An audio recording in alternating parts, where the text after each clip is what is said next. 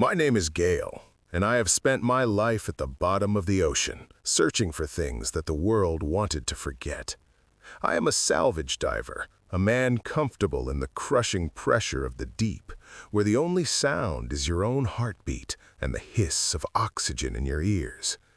I thought I knew what pressure felt like until I received a letter from my brother, Caleb, telling me it was time to come home to Port Malice. My father, Barrett, was a man carved out of oak and salt, a captain who survived 100 storms, but Caleb said he was finally sinking into the fog of dementia. I returned to our childhood home, a lopsided house built on the edge of a cliff that smells of wet wool and rotting kelp, expecting to find a man fading away. What I found was a horror I couldn't have imagined in the darkest depths of the sea. Caleb is the town's golden boy, the pharmacist who delivers medicine to the elderly and smiles at every funeral. But behind the closed doors of our father's room, the air is thick with a different kind of chemistry. I found the syringes hidden in the floorboards, and I saw the way my father's eyes tracked me, wide, terrified, and screaming for help behind a face that Caleb is chemically frozen into a mask of peace.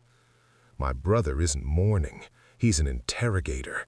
He's been dosing our father with a paralytic cocktail that leaves the mind sharp and the body a prison, trying to force out the location of the Black Trench claim, a mineral-rich stretch of seafloor that our father found decades ago. Before I tell you what I found in Caleb's ledger, I have to ask, if you realized your brother was keeping your father in a state of living death to find a treasure map, would you end the old man's suffering yourself, or would you dive back into the water to find the claim and use it as bait to drown your sibling? Type "end it" or "bait" in the comments. This is Echoes of Trust and Betrayal. We're dragging the truth up from the deep. Tell me where you're listening from. Do you know what your brother is truly hiding behind that smile? The fog in Port Malice is a living thing, a thick gray blanket that tastes of salt and iron and clings to your clothes like a shroud. I walked up the winding path to the old house, my boots crunching on the shells and shale, the sound of the distant foghorn groaning like a dying animal in the mist. The house looked smaller than I remembered, more fragile, as if the wind had spent 30 years trying to push it into the Atlantic. I stepped inside, and the warmth of the fireplace didn't feel welcoming. It felt stifling, trapped. Caleb was there in the kitchen, his white pharmacist's coat looking blindingly clean against the stained wood of our childhood. He hugged me, and he smelled of eucalyptus and cold metal. He told me that Barrett, our father, didn't have much time left, that the cognitive decline had been aggressive, leaving him unable to speak or move his limbs. He spoke with such a practiced, professional sadness that I almost believed him.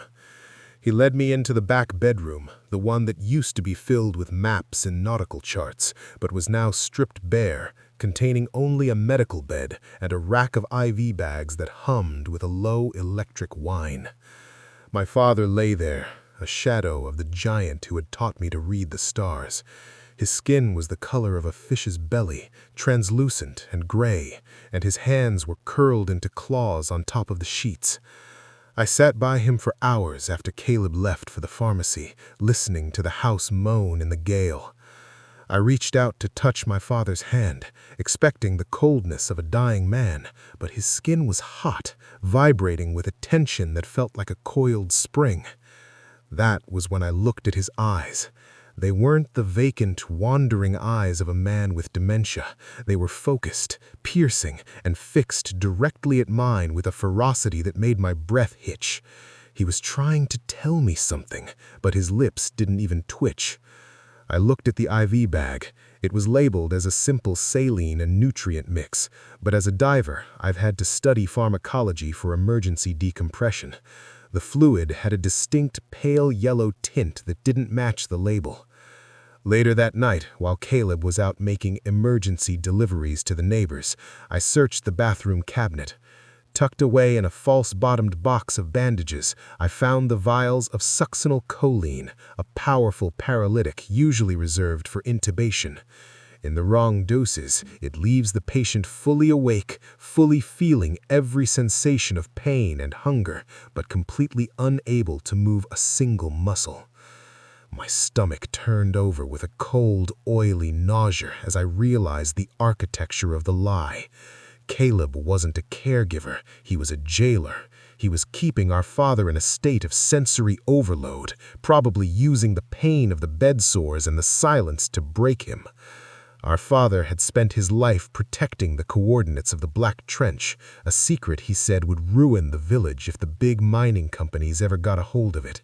He was the guardian of the sea, and now his own son was trying to strip mine his mind. I went back into the room and leaned over my father, my voice a whisper that was drowned out by the crashing of the waves against the cliffs below. I told him I knew. I told him I was going to get him out. And for the first time in 10 years, I saw a single tear roll down the side of his frozen face, a saltwater message from a man trapped in a body that was being held hostage by his own blood. I looked toward the window and saw the lights of Caleb's truck cutting through the fog as he pulled back into the driveway. I realized then that I wasn't in a house of mourning. I was in a combat zone, and my brother was the one with the chemical weapons. I had to figure out how to neutralize the medicine without Caleb noticing, or I would be the next one frozen in a chair, watching my brother sell our legacy for a handful of silver. The morning light in Port Malice doesn't shine. It filters through the salt-grimed windows like a pale, sickly bruise. I woke up on the floor of my father's room, my back aching from the hardwood, having spent the night watching the slow, rhythmic drip of the IV bag. Caleb was already up, moving through the kitchen with a terrifying, efficient cheerfulness. I could hear the clink of glass vials and the metallic rasp of a pill crusher, sounds that used to mean healing, but now sounded like the sharpening of a blade. I walked into the kitchen, my eyes burning from lack of sleep, and watched my brother. He was humming a low, tuneless melody while he prepared a tray for our father. He looked up at me, his eyes bright and clear, and offered me a cup of coffee.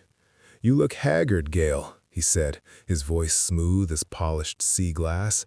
"Dad's condition is hard to watch, I know. It's the neurological degradation. The brain starts misfiring, sending signals of pain where there is none. That's why I keep the sedative levels so high. It's the only mercy we can give him." I took the coffee, the steam warming my face, but I didn't drink. I was thinking about the suitcase of salvage gear I had stashed in the trunk of my car, the high-grade electrolytes, and the nerve blockers I used for treating stings from deep-sea jellyfish. I knew that if I could introduce a counteragent into the line, I might be able to wake the giant without Caleb seeing the shift. But Caleb was a professional. He checked the dosages every hour, logging them in a leather-bound ledger he kept locked in his desk. He was treating our father's torment like a high school science project. Later that afternoon, while Caleb was at the pharmacy, I moved. I didn't have much time. I replaced the saline bag with a mixture of my own, a cocktail designed to flush the paralytics from the muscle receptors without alerting the central nervous system. I sat by Barrett's bed, my hand over his, waiting for the flicker. It took 40 minutes. The first sign wasn't a movement, it was a sound, a low, wet rattle deep in his throat that didn't match the machine's rhythm. Then his index finger, the one that used to pull the trigger on a harpoon gun, twitched just a fraction of an inch against the sheet. His eyes snapped toward me, and for a second, the cloud of the drug lifted.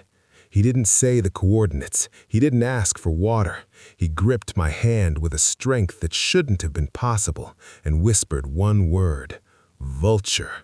He wasn't talking about a bird. He was talking about the name of the ship Caleb had been secretly talking to on the shortwave radio in the basement.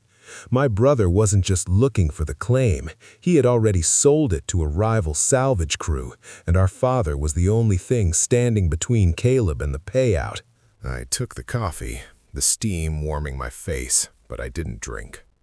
I was thinking about the suitcase of salvage gear I had stashed in the trunk of my car, the high-grade electrolytes and the nerve blockers I used for treating stings from deep-sea jellyfish. I knew that if I could introduce a counter-agent into the line, I might be able to wake the giant without Caleb seeing the shift. But Caleb was a professional. The sound of Caleb's truck tires crunching on the gravel outside sent a jolt of ice through my veins. I moved with the speed of a diver hitting the water, swapping the IV bags back just as the front door creaked open. I sat in the chair, picking up an old book of coastal charts, trying to make my breathing steady as the scent of eucalyptus drifted back into the room. Caleb entered, shaking the rain from his coat, his eyes immediately darting to the IV stand. He didn't say anything at first. He just walked over to the bed and checked the insertion point in our father's arm, his fingers lingering on the skin. "He looks flushed," Caleb remarked, his tone light but his eyes narrowing as he looked at me. Did he have an episode while I was out? Sometimes the heart rate spikes when the mind realizes the body isn't responding. I shook my head, feigning a tired indifference. "Nothing. He's just a statue, Caleb. I don't know how you do this every day." Caleb smiled, but it didn't reach his eyes. He told me I should go down to the cellar and bring up some of the old coal for the heater. He said the dampness was getting into his bones. I headed down into the dark, the stairs groaning under my weight, the air down there smelling of wet earth and ancient secrets. But I didn't go for the coal. I followed the faint, rhythmic hum of a radio coming from behind a stack of rotted lobster traps. Tucked into a corner, hidden under a heavy canvas tarp, was a high-frequency shortwave setup, the kind used by deep-sea trawlers. I put on the headset, the static hissing in my ears like the ghost of a storm. I began to scan the frequencies until I hit a localized band. A voice came through, raspy, distorted, and impatient. "Pharmacist, come in. We're sitting over the shelf. The weather is turning. If you don't give us the final digit of the latitude today, we're pulling the buoy and leaving you with the carcass." My blood ran cold. The carcass was my father. Caleb wasn't just waiting for the old man to die. He was on a deadline. The buyers were already at sea, circling the coordinates like sharks, and my brother was the one feeding them the blood. I realized then that the paralytics weren't just to keep him quiet. They were to keep him alive until the very second the transaction was complete. Caleb didn't want the claim for himself. He wanted the quick cash to flee Port Malice and leave the village to rot. I heard the cellar door creak open above me, a thin sliver of light cutting through the dust. "Gale?" Caleb's voice floated down, no longer friendly, but sharp as a hook. "You've been down there a long time. Did you find what you were looking for?" I stood in the shadows, the headset still in my hand, realizing that the safety of my childhood home was gone. The pressure was equalizing, and if I didn't find a way to jam that signal, the next thing Caleb would be dosing wasn't the IV bag, it would be my dinner. I stood in the darkness of the cellar, the headset pressing against my ears like a cold iron vice, while the floorboards above me groaned under the weight of my brother's footsteps. I could hear Caleb moving through the kitchen, the soft clink-clink of a glass stirrer against a beaker, a sound that used to represent the safety of a local pharmacist, but now felt like the ticking of a bomb. I stared at the shortwave radio, its green dial glowing like the eye of some deep-sea predator. The voice on the other end, the one calling my father a carcass, was still crackling through the static, demanding the final coordinates. My heart was a frantic drum in the hollow of my chest. I knew I couldn't just smash the radio. Caleb would know instantly that I'd breached his inner sanctum, and in a house this isolated, a direct confrontation was a death sentence. Instead, I reached for a pair of copper wire cutters from the old tool bench, my hands slick with the condensation dripping from the stone walls. I didn't cut the main power. I reached into the guts of the machine and snipped the transmission crystal's lead just enough so that it would look like a hardware failure caused by the salt air. It was a salvage diver's trick. Make the damage look like an accident of the environment. As the green light flickered and died, I heard the cellar door swing open with a sharp, piercing whine. I dropped the headset and grabbed a heavy bucket of coal, turning just as Caleb's silhouette blocked out the light from the kitchen. He didn't come down the stairs. He just stood at the top, his face lost in the shadow, his lab coat glowing a ghostly, sterile white. "The air is heavy down there, Gale," he said, his voice dropping an octave, losing his fraternal warmth. "Be careful. Old houses like this have pockets of bad air, carbon monoxide, rot, things that make a man hallucinate. You shouldn't stay down there too long. It might start affecting your judgment." I walked up the stairs, the coal bucket heavy in my hand, my muscles tensing as I passed him in the narrow doorway. The smell of eucalyptus was overpowering, a sweet medicinal shroud meant to mask the scent of the dying man in the next room. As I brushed past him, I felt his eyes scanning me, searching for any sign of the transmission crystal in my pockets. I realized then that we were no longer brothers playing parts. We were two predators circling the same kill, and the only thing keeping the peace was the thin glass wall of a lie that was about to shatter. The storm outside Port Malice shifted from a moan to a roar, the Atlantic thrashing against the cliffs until the entire house vibrated in its foundations. I retreated to the attic, a cramped space filled with the skeletal remains of our father's life, old nets, rusted anchors, and the heavy copper diving helmet he had used when he first discovered the Black Trench. The helmet sat on a wooden crate, its glass porthole clouded with age, looking like a severed head from a brass giant. I sat on the floor, the rain drumming a deafening rhythm on the shingles inches above my head, and ran my fingers over the rivets. Barrett always told us that a diver's life depended on the integrity of his seal, and as I looked at the base of the neck ring, I noticed something that didn't belong. There was a tiny recessed notch in the lead-weighted collar, a secret compartment I hadn't seen since I was a child. I pried it open with a pocket knife, my breath catching as a small oilcloth bundle fell out.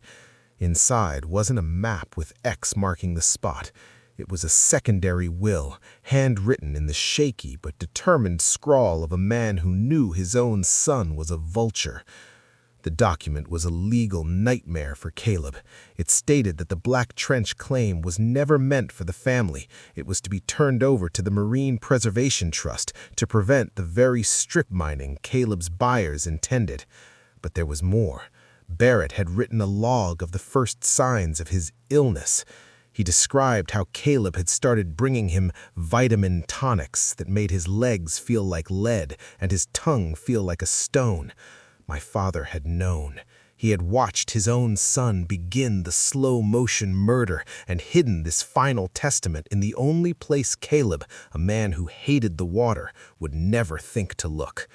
I clutched the paper to my chest, the salt, damp air of the attic feeling like it was strangling me.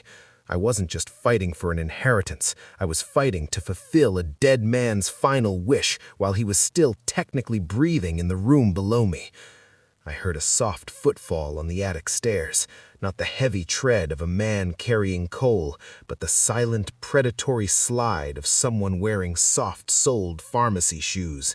Caleb was coming to check on his investment, and I had the only piece of paper that could bankrupt his soul. I shoved the bundle into my boot and stood up just as his head appeared through the hatch, his eyes darting to the copper helmet with a flash of unbridled greed. The tension in the kitchen that evening was a physical weight, a pressure that felt like being at 100 fathoms without a suit. Caleb had prepared a stew, the steam rising in thick, savory plumes, but as I sat down, I noticed the way he was watching me. Too attentive, too focused on the way I held my spoon. He had set a glass of dark red wine at my place, claiming it was a vintage from the cellar to celebrate my return.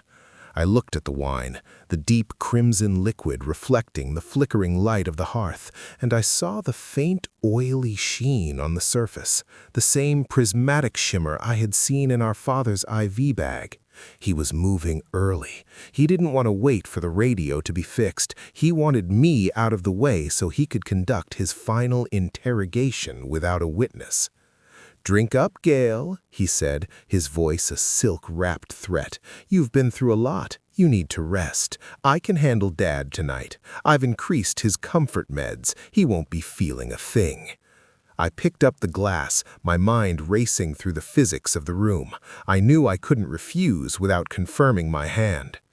I waited for the moment the wind slammed a loose shutter against the side of the house, a sound like a gunshot.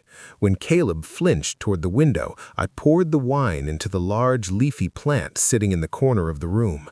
I brought the empty glass to my lips just as he turned back.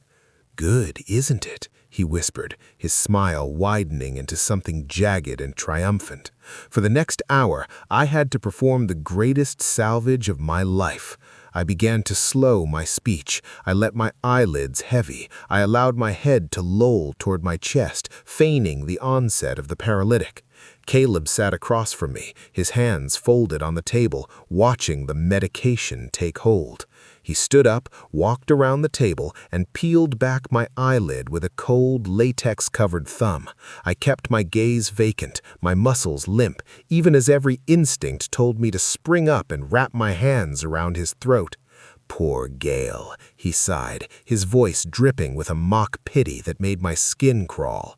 "Now stay quiet while I finish the work. I have a ship waiting for a signal and a father who is finally ready to talk."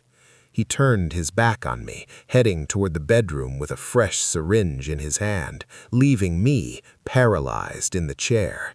He didn't realize that the man he just tried to drown knew exactly how to hold his breath. The shadows in the kitchen didn't just move, they seemed to breathe, stretching and twisting like thick ribbons of kelp caught in a dark, predatory current.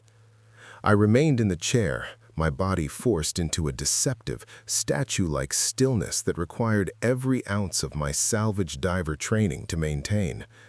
Caleb had finally retreated into the bedroom, his footsteps light and confident, fully believing that I was a helpless prisoner of the chemical haze he'd served with the evening meal. I sat there in the oppressive quiet of the house, my heart a frantic engine vibrating against ribs that felt far too tight for my chest.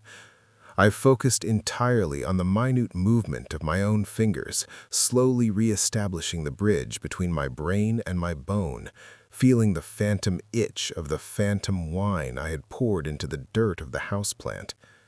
The air in the house was a suffocating soup of eucalyptus and rubbing alcohol, a scent that now felt like the very smell of treason. I stood up with agonizing slowness, my joints popping with a sound that in the silence of Port Malice felt as loud as a hull plate buckling under pressure. Every floorboard was a potential snitch, a hidden trigger that could alert the saint of the village to my sudden resurrection. I moved toward the hallway, staying in the deep slivers of darkness where the floorboards met the wainscoting, navigating the home like I was swimming through the lightless corridors of a sunken freighter. I reached the door to my father's room and pressed my ear against the wood, the cold vibration of the storm outside rattling the frame. From within, I could hear the rhythmic, clinical hiss of the oxygen concentrator, a steady, artificial breath that mocked the dying man inside. Then came the sound that made my skin crawl, the sharp, rhythmic click, click, click of Caleb's fingernail tapping the side of a glass syringe. He was talking to our father in that low, terrifyingly calm baritone he used for his most loyal pharmacy customers.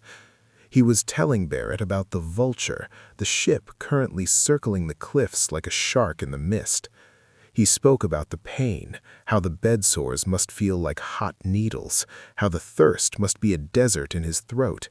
and he promised that the torment would only cease the moment the final 4 digits of the mineral claim were whispered into the air.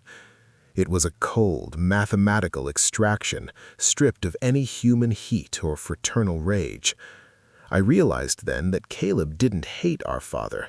He simply didn't view him as a person anymore. To my brother, Barrett was just a biological safe with a rusted lock, and Caleb was the locksmith willing to use fire to get inside. I felt a surge of adrenaline so violent it threatened to break my cover, a primal need to burst through the door and wrap my hands around his neck. But I forced my lungs to remain steady. I had to be the salvage diver. I had to wait for the exact moment the pressure equalized, or we would all drown together in this house of glass. I retreated from the door, sliding back into the shadows of the hallway as I heard Caleb's footsteps approach the exit. I slipped into the guest bathroom, my breath coming in shallow, silent hitches that barely disturbed the dust in the air. I knew I needed to neutralize the IV, but the physics of the situation were treacherous. I couldn't simply rip the needle out of my father's arm. The resulting blood and bruising would be an immediate flare to Caleb that the carcass was being tampered with. I had to be more surgical, more invisible. I waited until I heard Caleb return to the kitchen to fetch a fresh basin of water, his movements heavy with the arrogance of a man who thinks he has already won. I slipped back into the bedroom, the air in there tasting of stale, recycled breath and the sharp, metallic tang of unwashed medical steel. My father's eyes snapped to mine the instant I crossed the threshold. The milky, drug-induced film was still there, but the fire behind it was burning with a terrifying ferocity. I didn't speak. I simply placed one finger over my lips, a silent pact between two sailors. I reached for the IV line, my hands steadying as I reverted to the high-stakes precision of deep-sea welding. I didn't disconnect the bag. Instead, I used a small, sterilized needle from my own salvage kit to pierce the secondary rubber port on the tubing. I began to slowly, grain by grain, inject the concentrated saline and electrolyte solution I had prepared, a hypersaturation designed to flood the muscle receptors and block the uptake of the paralytics without changing the overall volume of the drip. It was a desperate, unproven gamble, a washout that might give Barrett back the use of his lungs and his vocal cords, if only for a few flickering minutes of lucidity. As the clear fluid moved down the line, I watched the veins in my father's neck ripple like a tide coming in. His chest began to rise with more depth, the machine no longer doing the heavy lifting of keeping him alive. I leaned in so close I could smell the salt and the years of tobacco embedded in his skin. I whispered that the vulture was sitting in the bay below the cliffs and that I had recovered the secondary will from the copper diving helmet. His eyes widened, a flash of pure, unadulterated triumph breaking through the chemical mask Caleb had strapped to his face.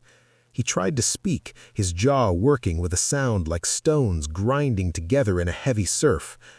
"Kill the lights," he managed to rasp, the words barely more than a puff of steam in the cold room. Before I could ask him the meaning behind the command, the front door of the house was kicked open by a sudden violent gust of wind, and a new sound joined the roar of the gale, the deep, low-frequency thrum of a high-output diesel engine idling just offshore. The buyers were no longer waiting for a signal. They were at the gate. The arrival of the ship changed the atmospheric pressure in the house instantly, making the walls feel as though they were closing in on us. Through the salt-crusted window, I could see the silhouette of the vulture, a jagged black shape cutting through the fog like a scavenger's blade. Its deck lights were on, casting long, sickly green fingers across the churning black water of the Atlantic, illuminating the foam as it smashed against the rocks. The crew offshore weren't waiting for the radio signal anymore. The storm was rising, and their patience had reached its limit. Caleb came back into the room, his face pale and drawn, the professional composure he'd spent a lifetime cultivating finally beginning to fray at the seams. He didn't notice the subtle shift in the IV line, or the way Barrett's chest was now heaving with genuine effort. He was too fixated on the handheld radio he'd brought up from the cellar. The static was a roar of white noise, punctuated by the distorted, angry voices of the man on the boat. They were threatening to scale the cliff paths if they didn't receive the final digits of the mineral claim within the hour. Caleb turned toward the bed, his voice cracking with a desperate high-pitched edge that betrayed the coward beneath the lab coat. "Give it to me, Dad. Just the last 4 numbers," he screamed over the sound of the wind. "I can't hold them back. If they come up here, they won't just take the claim. They'll burn this house to the ground." He reached for the dosage dial on the IV stand, his fingers shaking so violently he could barely grip the plastic. He was going to overdose the old man, thinking that the sudden, crushing weight of a final darkness would force the secret out. I stepped out of the shadows then, no longer the paralyzed victim, the heavy copper diving wrench I had taken from the attic, feeling like a natural extension of my arm. The look on Caleb's face when he saw me standing there, fully conscious, eyes cold as the North Atlantic, was a moment of pure, crystalline justice. He stumbled back against the medical monitors, his hand still frozen on the IV dial. His eyes darted toward the door as he realized his sedative had failed. "Gale? You? The wine?" he stammered, the pharmacist finally realizing he had been outmaneuvered in his own laboratory. I didn't say a word. I simply moved toward him, the weight of the wrench a comfort in my palm. The foghorn outside let out a long mourning blast that shook the very glass in the frames. I told him the game was over. I told him the vulture wasn't coming for the claim. They were coming for the man who had promised a treasure he couldn't deliver. I could see the realization hitting him like a physical wave. He had promised a secret to men who didn't accept refunds. Just as I reached for him, the power in the house flickered, surged, and died, plunging us into a total suffocating blackness as the storm finally tore the power lines from the poles. In that sudden, absolute silence, the only sound was the heavy, intentional breathing of my father, who was no longer a passenger in his own body. "The lights, Caleb," I whispered into the dark. "You should have listened to the captain, because in Port Malice, the only thing that matters in the dark is who knows where the boards are rotten."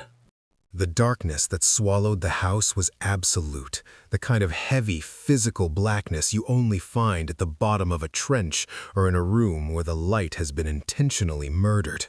I stood perfectly still in the center of the bedroom, my heart a muffled hammer against my ribs, listening to the frantic, ragged breathing of my brother. Caleb was somewhere near the IV stand, his footsteps shuffling with the clumsy, panicked uncertainty of a man who had spent his life under the bright, sterile hum of fluorescent pharmacy lights. He didn't know this house like I did. He hadn't spent his childhood crawling through the crawl spaces or navigating the narrow hallways in the dead of night to steal a glance at the sea charts. I moved, not by sight, but by memory, my boots barely making a sound on the floorboards I knew to be solid. I could hear the wind screaming through the cracks in the window frames, a high-pitched whistle that sounded like the ghosts of every sailor Port Malice had ever claimed. Suddenly, the silence was shattered by the sound of glass breaking, the IV bag hitting the floor as Caleb stumbled in the dark. I heard him curse, a sharp, terrified sound that was instantly drowned out by a massive roll of thunder that shook the very foundations of the cliffside. I reached out with my free hand, feeling the cold, damp wallpaper, and edged toward the bed. I needed to get to my father before Caleb's desperation turned into a final, lethal act. I could hear Caleb's voice now, a trembling whisper that was spiraling into madness. He was talking to the darkness, pleading with the vulture to wait, promising them he would have the numbers in a minute. Then a match flared. The tiny, flickering yellow flame illuminated Caleb's face for a fraction of a second. He looked like a hollowed-out shell, his eyes wide and bloodshot, his skin slick with a cold sweat. He wasn't looking for me. He was looking for the secondary syringe he'd dropped. He wanted to finish the job before the buyers reached the porch. I didn't wait for the match to go out. I swung the copper wrench in a tight, controlled arc, feeling the satisfying vibration as it connected with the wooden headboard just inches from Caleb's hand. The match fell, the darkness rushed back in, and for the first time in my life, I heard my brother scream. Not in anger, but in the pure animal terror of a man who finally realizes he is no longer the apex predator in the room. The scream was cut short by a heavy thud against the front door, a sound that didn't come from the wind. It was the rhythmic, intentional pounding of a boot against oak. The crew of the Vulture had navigated the cliff path, and they weren't interested in knocking. I felt the pressure in the house shift again as the front door finally gave way with a splintering roar. The salt air and the spray of the Atlantic rushed into the hallway, smelling of brine and diesel exhaust. I could hear their voices now, rough, guttural shouts in a language of greed and violence. They were moving through the living room, their heavy flashlights cutting long, aggressive swaths of white light through the dark, searching for the pharmacist and the claim. I retreated into the corner of the bedroom, pulling the heavy velvet curtains over the bed to shield my father. Caleb was whimpering now, huddled on the floor near the dresser, the sound of the approaching boots stripping away the last of his manufactured dignity.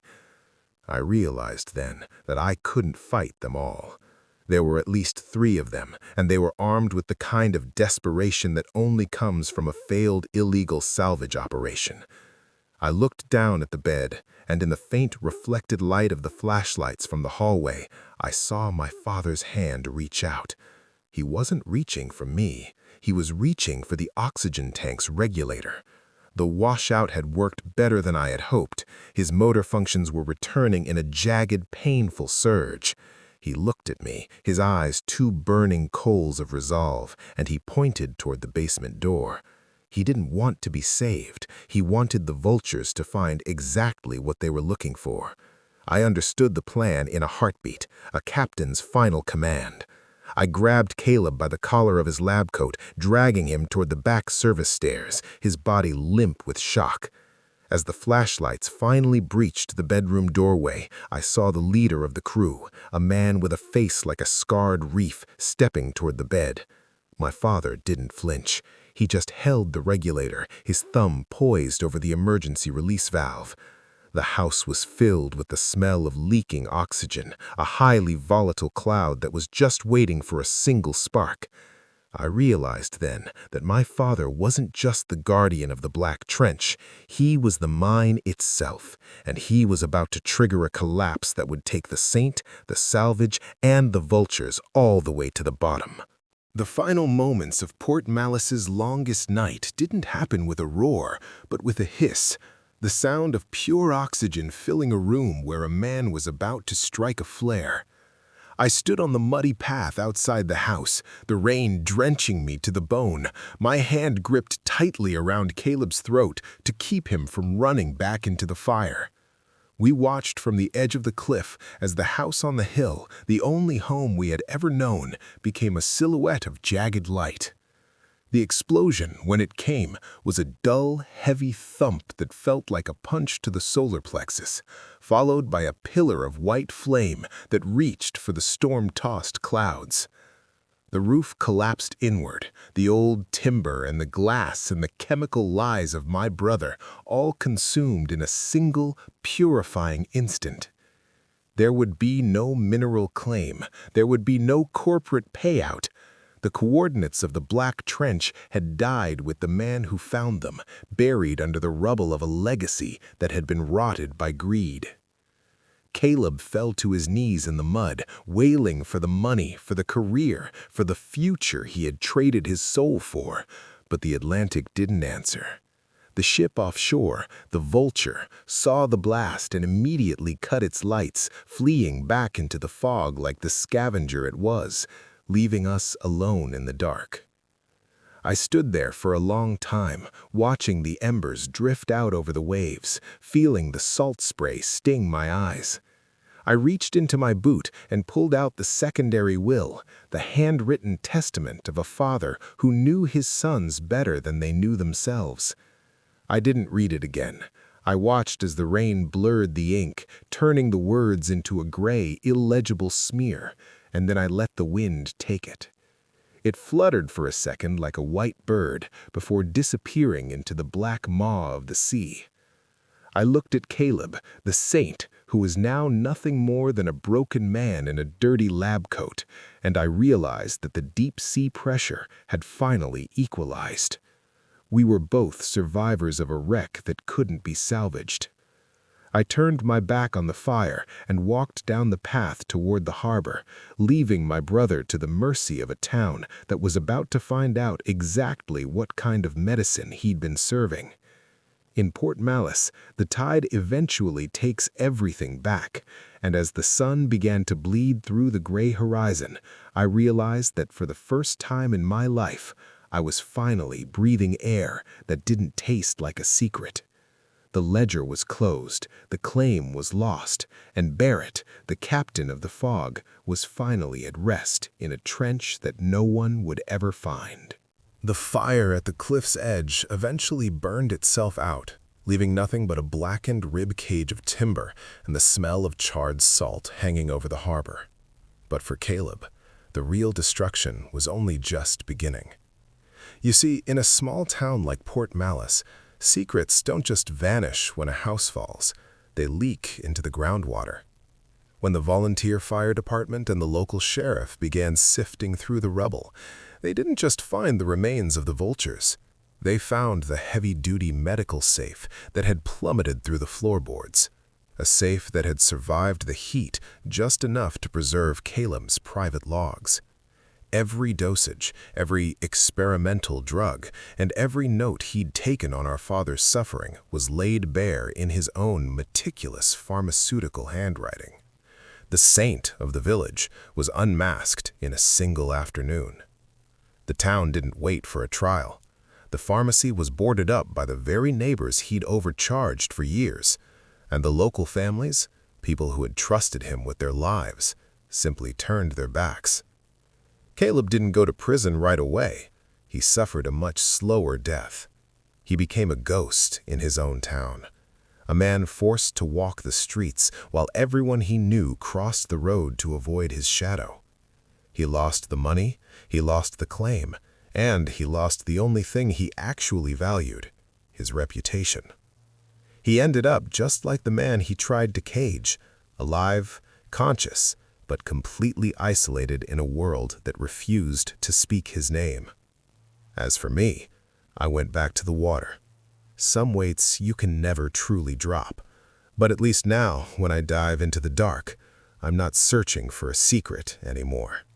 I'm just looking for the silence. But before we close the ledger on Port Malice, I have to turn the lens back on you.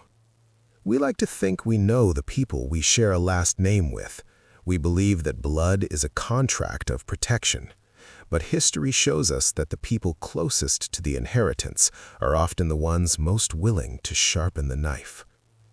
Have you ever looked at a sibling or a parent and realized that behind the family dinners and the shared memories, there was a calculation running in their heads? Have you ever felt like a product in your own home? Type inheritance in the comments if you've dealt with a family betrayal that left you scarred. Or tell us, do you truly know what's hidden in the crawl spaces of your family history? This is Echoes of Trust and Betrayal. We don't just tell stories, we audit the soul. Make sure to subscribe and hit that notification bell so you don't miss our next descent into the dark. Because the tide is always coming in, and it's only a matter of time before it uncovers what you've been trying to hide. Sleep with one eye on the door. And remember, trust is a luxury, but the truth is a debt that always gets paid.